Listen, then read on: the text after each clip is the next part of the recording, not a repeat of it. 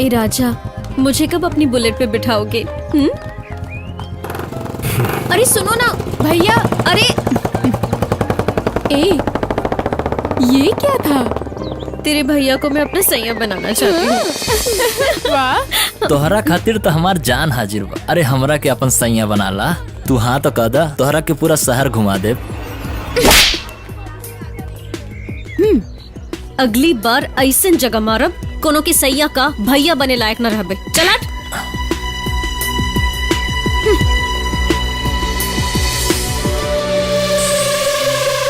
कितना कुछ हो गई, चाहे हमरा के फोन ना कर ले का भाई? भैया हमरा एगो लड़की मिल गई रहे बस में, यही से ही सब भइल। वो हमनी के बहुत मार मरलस, पिटलस, जेल भेजवा देलस। का करते? क्या नाम है होकर? कहाँ मिली हूँ? नाम तो नहीं पता होकर, लेकिन बस बस तोहरा रिहाई के पहले होकर विदाई कर दे। हम विदाई कर दे दुनिया से। मधु मधु प्लीज लिसन टू मी। क्या है? बात तो सुनो प्लीज। मैंने कहा ना कि तुम जाओ यहाँ से। चाहते हो कि मैं मारूं? प्लीज हाय, मैंने कहा ना जाओ, वरना बाबा मुझे प्लीज कुछ नहीं सुनना। जाओ प्लीज, जाओ। लिसन टू मी यार।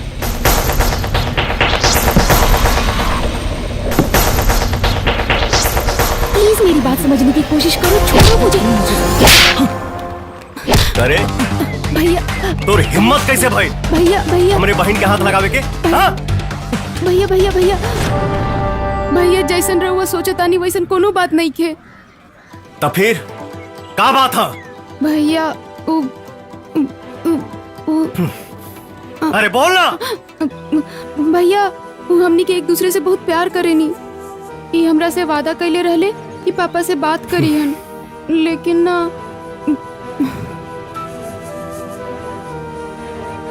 ई तो के खुश रख पाई? जी भैया।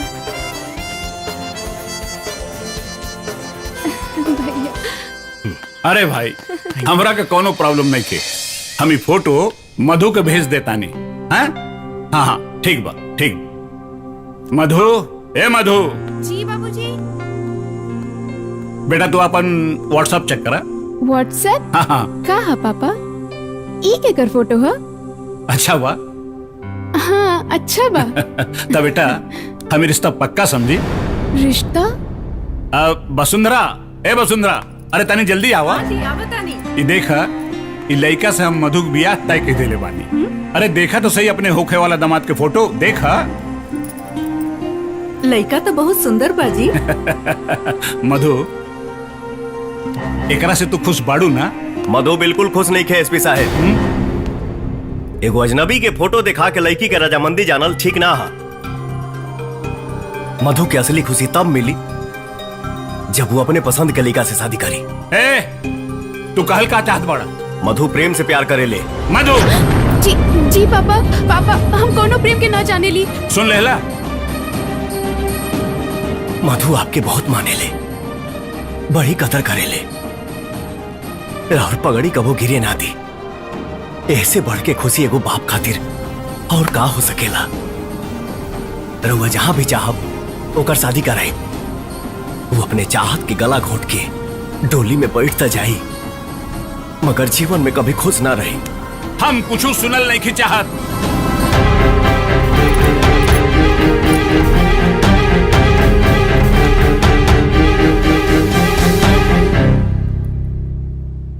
बाबूजी, हे बाबूजी, अरे आप कम से कम हमारे बात पे भरोसा करें। लड़का अच्छा बा, ठीक बा।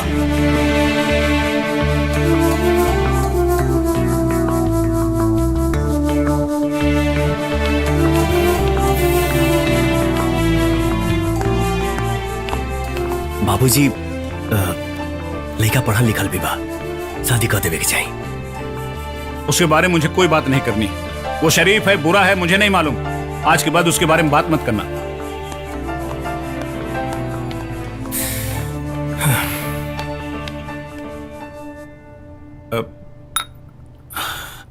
कौना भरोसा के साथ तू कह सकेला कि ई लइका हमरी मधु के खुश राखी?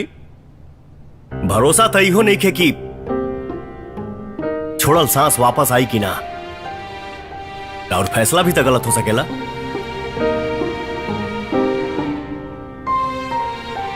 ए बाबूजी, एक बार, सिर्फ एक बार हमारे बहन के प्यार पर यकीन करके देखी।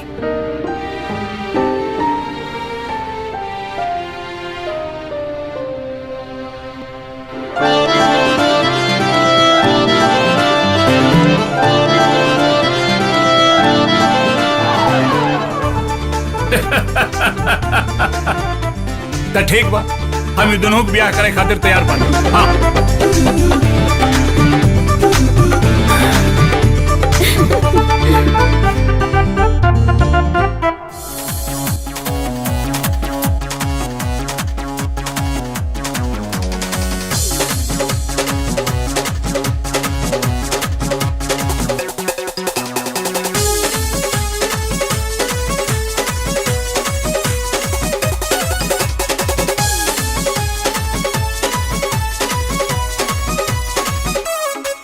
आज मौसम मोहब्बत के आइल, आ मौके पर बारू भेटाइल।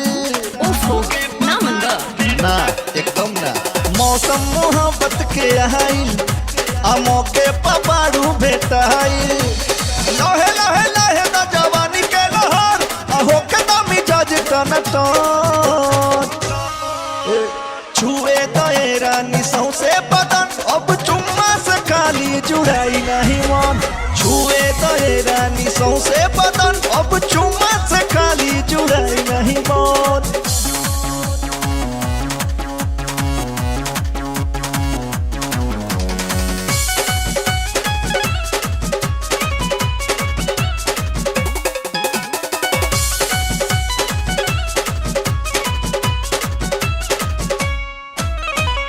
होठ के लालैया तोहर दिल पे बिजली गिरावेला। केसिया तोहर फहर फहर के अलगे अलग जगावेला।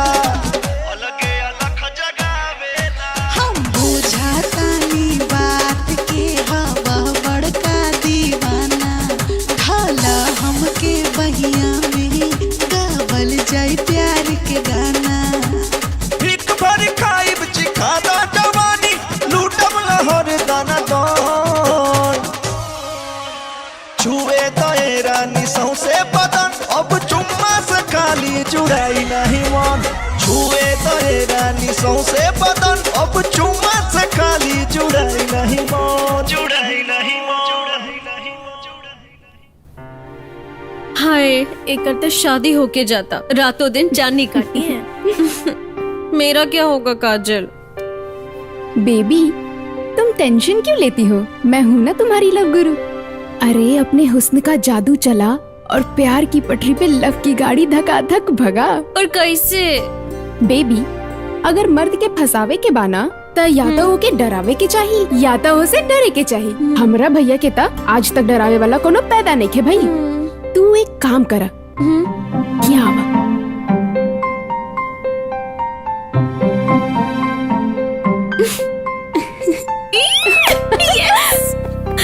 तो के पावे खातिर कुछ ना कुछ तो करी ही के पड़ी।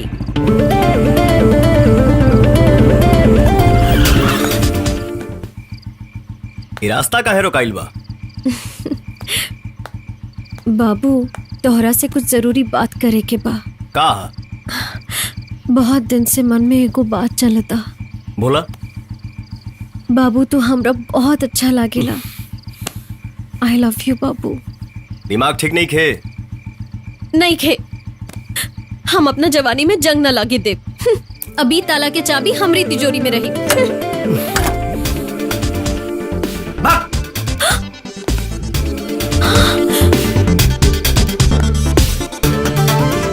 भैया, हमनी मॉल में बानी, जल्दी आओ ना प्लीज।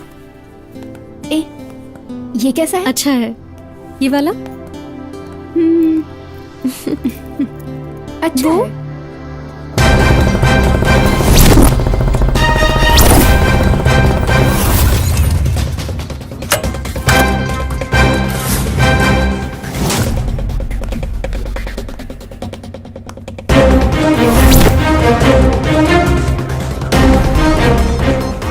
भैया, वो बस वाला आदमी मॉल में है। अरे भैया, भैया इनका ऊपर ही कैसन लगी? बढ़िया, बहुत बढ़िया।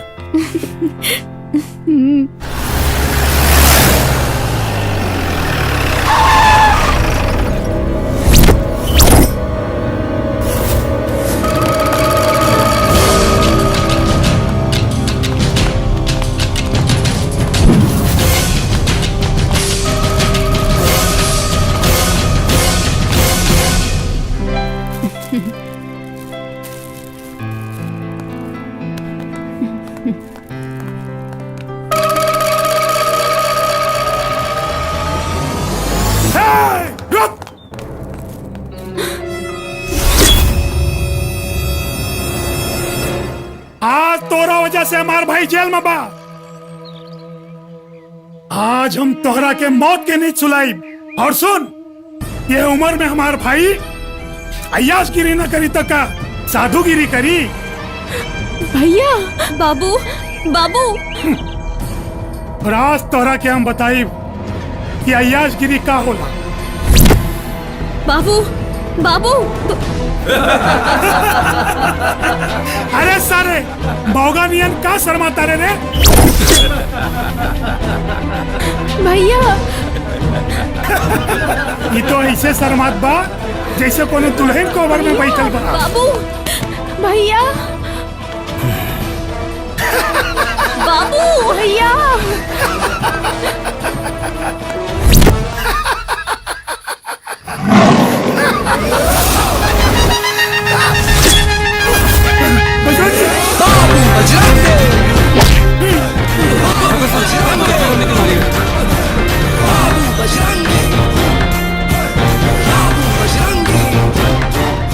शेर अगर खामोश रहे तो एकर मतलब ही ना के शिकार कईल भूल गए।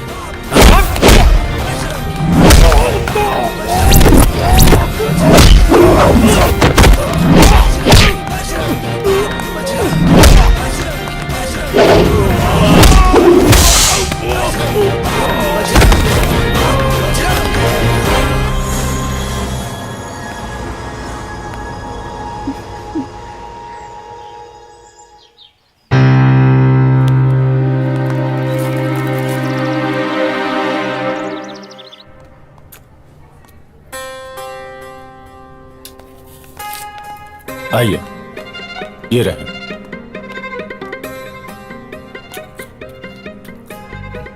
मारपीट कैसे हुई? किसने मारा तुम्हें? बताओ हमें। कौन था वो जिसने तुम्हें मारा?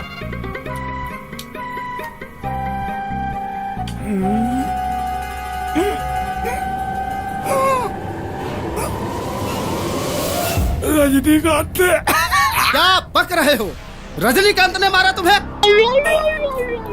छट्टन,